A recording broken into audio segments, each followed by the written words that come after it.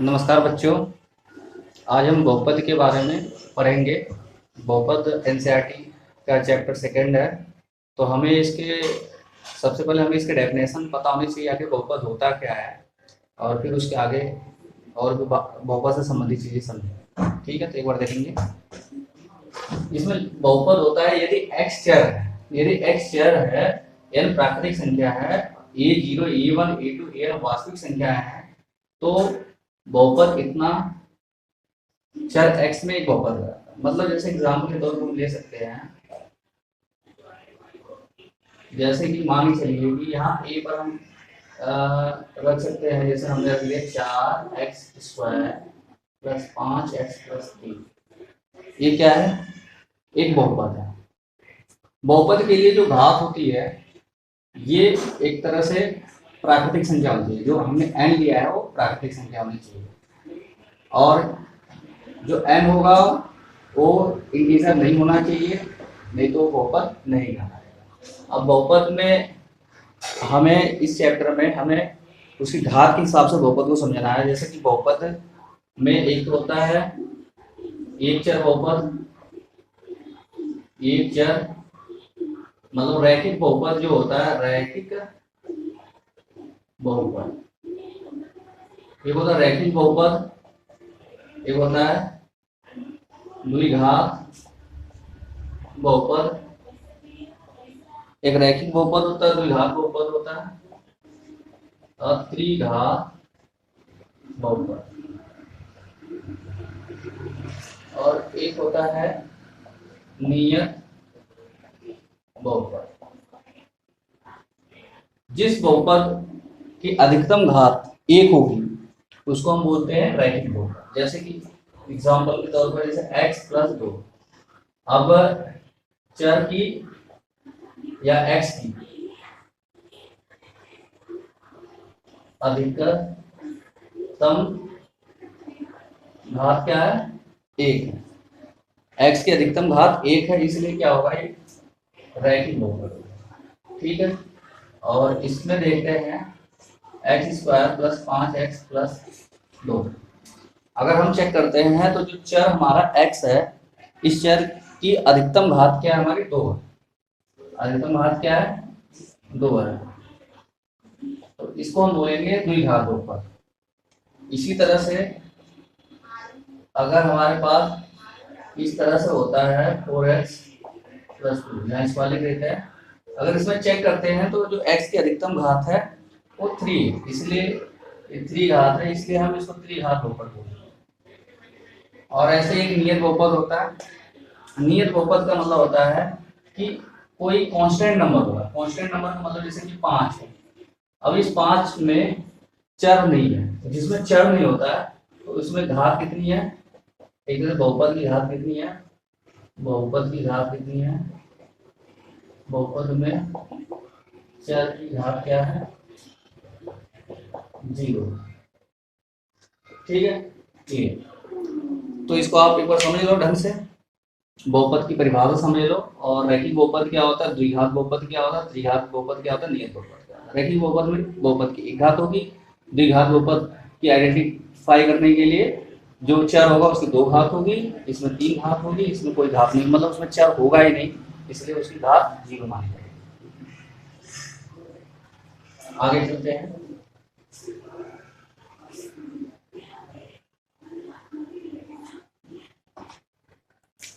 हमारा exercise 2.1, exercise 2.1 में है हमारे पास 2.1 में है किसी बहुपद px के लिए। क्वेश्चन नंबर फर्स्ट है, किसी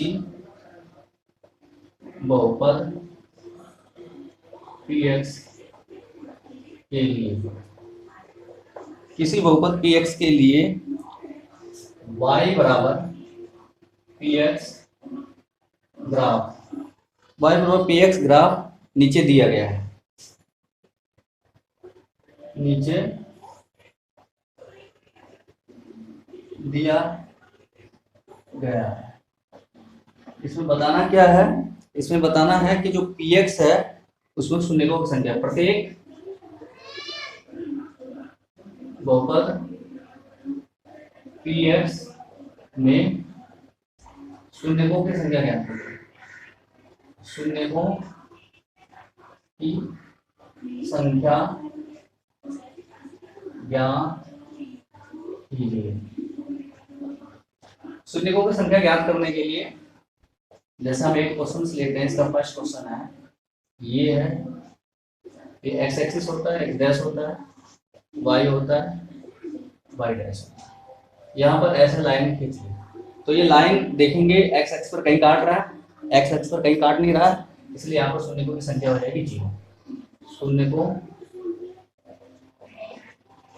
की संख्या क्या होगी? 0। क्यों? क्योंकि एक्स एक्स पर, क्योंकि रेखा एक्स अक्ष के किसी भी बिंदु पर नहीं काटता है।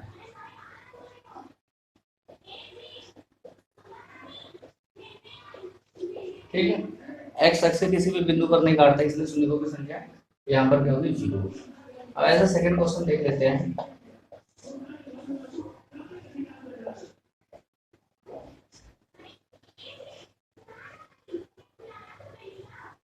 इसमें अगर हम देखते हैं तो जो हमारा कर्व है, जो वक्र है, वक्र शून्यकों की संख्या इसमें कितनी होगी?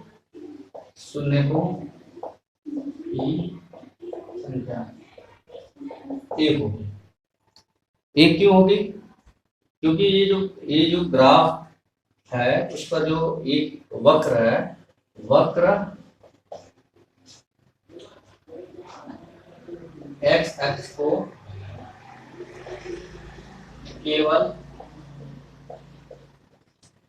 एक बिंदु पर काटता है। ठीक है, ऐसे ही हम बाकी और क्वेश्चंस देख सकते हैं। जैसे कि हम देख सकते हैं इसका जो थर्ड पार्ट है,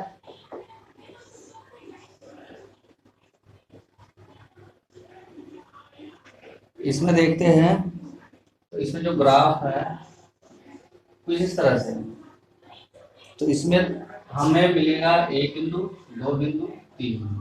इसमें शून्यकों की संख्या कितनी हो जाएगी? 3।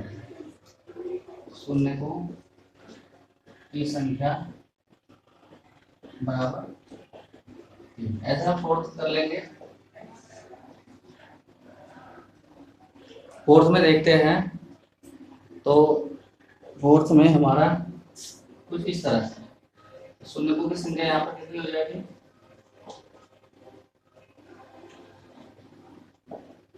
संख्या बराबर 2।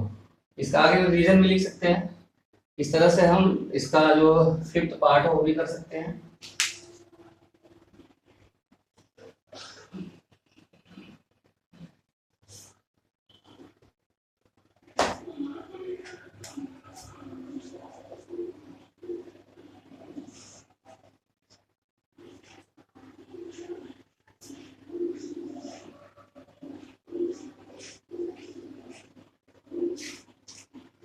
इसमें अगर शून्यकों की संख्या देखेंगे तो 4 आएगा, क्योंकि ये जो वक्र है 4 को काट रहा है। तो शून्यकों की संख्या कितनी हो जाएगी इसमें? शून्यकों की संख्या बराबर 4। 6 पार्ट इसका देखेंगे।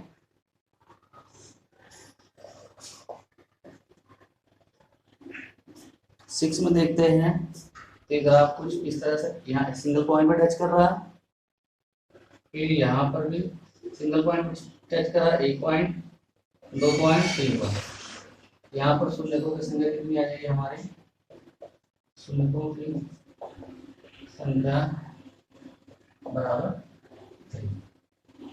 इस तरह से एक्सरसाइज 2.1 हो गया। बाकी एक्सरसाइज 2.2 नेक्स्ट क्लास में कराएंगे। इसको एक बार कॉपी में आप जरूर करके करिएगा। Thank you.